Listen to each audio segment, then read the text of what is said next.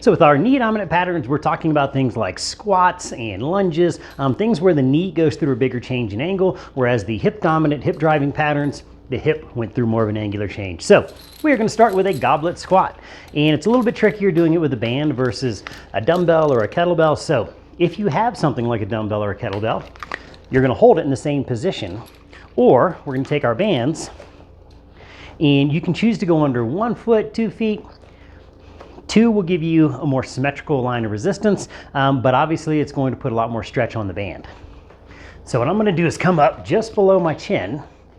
And what I want to do is, as I go down into my squat, I'm pushing my knees wider and then coming back up. Keeping my elbows tucked in under my hands, a lot easier on the shoulders than trying to hold it with the elbows winging out.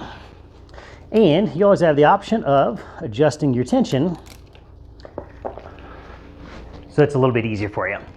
So front view, we're going to go hip width stance. We're going to make sure we initiate with a hip hinge, descend, drive your knees out wide, come back up, good squeeze at the top.